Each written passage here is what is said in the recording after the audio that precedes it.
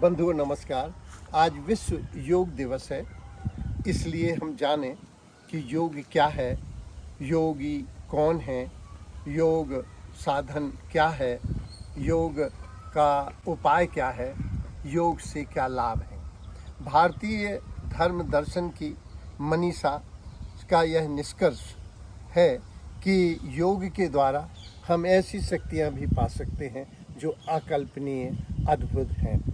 आज के युग में हम प्राणायाम और आसन करके स्वास्थ्य सुख प्राप्त कर रहे हैं, मानसिक सुख प्राप्त कर रहे हैं, लेकिन यह योग दर्शन का बड़ा ही सतही उपयोग है। तो जानें कि योग है क्या। दूसरा महत्वपूर्ण बात यह है कि योग से जो आज वर्तमान में हम पा रहे हैं, ये उसका इसी तरह उपयोग है जैसे हमारी मिसेस को 25,000 का उनकी बहू ने मोबाइल दिलवाया और वे केवल उससे बातचीत ही कर रही हैं।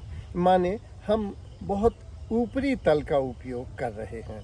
आध्यात्म दर्शन का, इस विज्ञान का यह लक्ष्य है कि मनुष्य को ऐसी अद्भुत अकल्पनीय शक्तियाँ प्रदान करना है जो विशेष हैं और उस आत्मा को परमात्मा में लय करना इसका लक्ष्य है।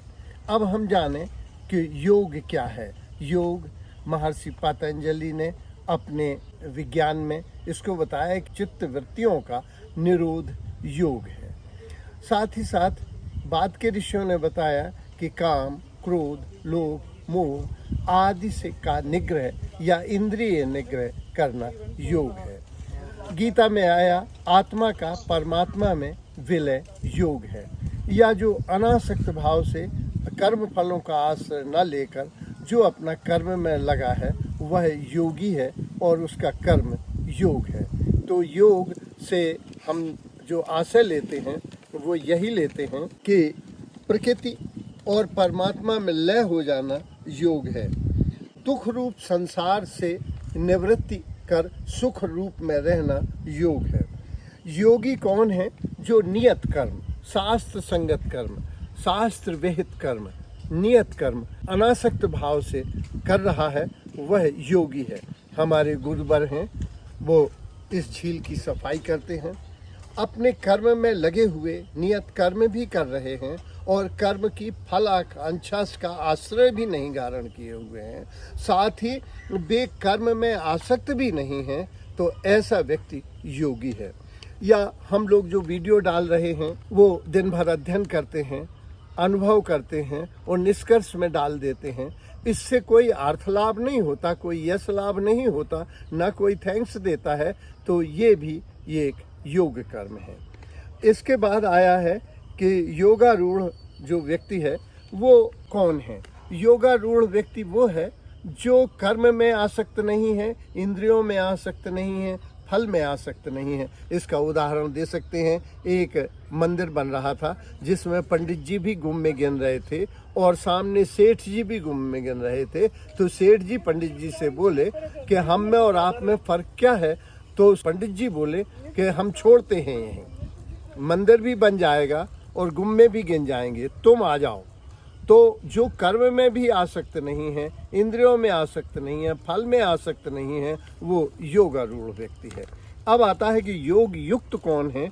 जो मन और इंद्रियों को जीत कर श्रम दृष्टि रखता है, शत्रु में, मित्र में, दुख में, सुख में, बैरी में, मित्र में, सर्दी में, गर्मी में, जो पापात्मा और पुण्यात्मा में समदृष्टि रखता है, वह वस्तुतः योग युक्त है। और इसमें योग युक्त रहते हुए वो अपनी आत्मा को जब परमात्मा में लय कर देता है तो ऐसे व्यक्ति को हम योग युक्त कहते हैं। उदाहरण, अन्ना हजारे भूख और प्यास में मुक्त रहे, वे यश और अपयश में, मान और अपमान में वे रहे। इस तरह से हम कह सकते हैं कि वो योग युक्त व्यक्ति हैं। अब प्रश्न उठता है कि श्रेष्ठ योगी श्रेष्ठ है।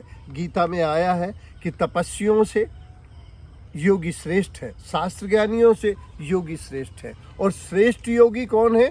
जो जड़ में, चेतन में, पशु में, पक्षी में, जल में, थल में, उसी परमात्मा को देखता है और जो उनके साथ ऐसा व्यवहार करता है। श्रीमद् भागवत में आया है कि कर्म फलों को प्रेम से भोगता हुआ, ईश्वर की कृपा से अनुग्रहित होता हुआ, जो सभी में परमात्मा को विराजित मानकर व्यवहार करता है, ऐसा व्यक्ति योगी है और वो श्रेष्ठ योगी है।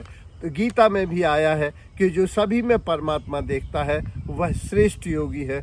ऐसा व्यक्ति ब्रह्मनिष्ठ हो जाता है और सभी को ब्रह्म में देखता है। योग भ्रष्ट कौन है? योग भ्रष्ट वो है जो योगी होना तो चाहता है, लेकिन उसकी इंद्रियां और उसका मन इतना प्रबल है कि वह उन इंद्रियों के साथ या मन के साथ बह जाता है।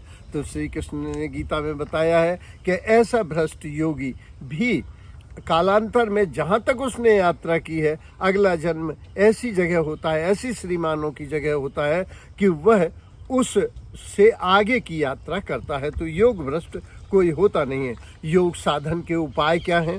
योग साधन का जो शुरुआत है, श्रद्धा, विश्वास, समर्पण और साथ में अभ्यास, विवेक और वैराग्य। अब प्रश्न उठता है, श्रद्धा क्या है? जो अपनों से बड़ों के प्रति, उच्चतर के प्रति, जो गुणों के प्रति सम्मान व्यक्त करता है व्यक्ति, वह श्रद्धावान है।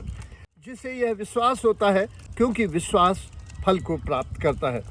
समर्पण क्या है? जब अपना अस्तित्व शून्य करके वो सामने वाले पे समर्पित हो जाता है, तो इसे समर्पण कहा जाता है। अभ्यास क्या है? नियत कर्म, नियत स्थान पर नियम से करना, रोज रोज करना अभ्यास है। विवेक क्या है? जो सद और असत के बीच में अंतर जानता है, वो विवेकवान है। और वैराग्य क्या है? जो शाश्वत और नश्वर के बीच में अंतर कर लेता है, वह वैराग्यवान होता है। तो इंद्रियों और मन का से इन्होंने उपाय बताया कि अभ्यास से इंद्रियां और मन वश में हो जाते हैं। और ऐसा प्रयत्नशील आदमी, ऐसा साधन संपन्न आदमी, ऐसा साधन में लगा हुआ आदमी अंतोगत्वा मुझ परमात्मा को प्राप्त कर लेता है। योग के प्रकार, योग के प्रकार मनुष्य की प्रवृत्तियों के अनुसार दो प्रकार, जो आदमी दो तरह के होते हैं, एक अंतर्मुखी और एक बहिर्मुखी। जो अंतर्मुखी होता है वो ईश्वर को अंदर देखता है, और जो बहिर्मुखी होता है वो ईश्वर को बाहर की तरफ देखता है। इस तरह से ये दो साधन बताए गए।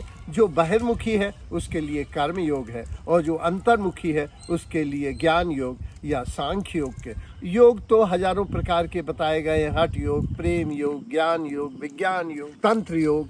तो जिसमें आदमी युक्त हो जाए, क्योंकि ये युज धातु से बना है, तो जब आदमी समदृष्टि रखता है और आत्मा परमात्मा में अपने को लय कर लेता है, तो इसको हम योग के नाम से जानते हैं। योग का लक्ष्य क्या है? अगर हम देखें तो आसन और प्राणायाम से उसे स्वास्थ्य प्राप्त होता है। अगर वह स्वाध्याय करता है, संतुलन अपना मूल्यांकन करता है, अपने आहार विहार पर ध्यान रखता है, अपने व्यायाम और विश्राम पर ध्यान रखता है, अपने भोजन पर ध्यान रखता है, तो वह दुखों, भौतिक दुखों से, दैहिक दुखों से मुक्त हो जाता है। अगर वह शौच और संतोष करता है तो उससे संतोष प्राप्त होता है और वह सुख को प्राप्त होता है।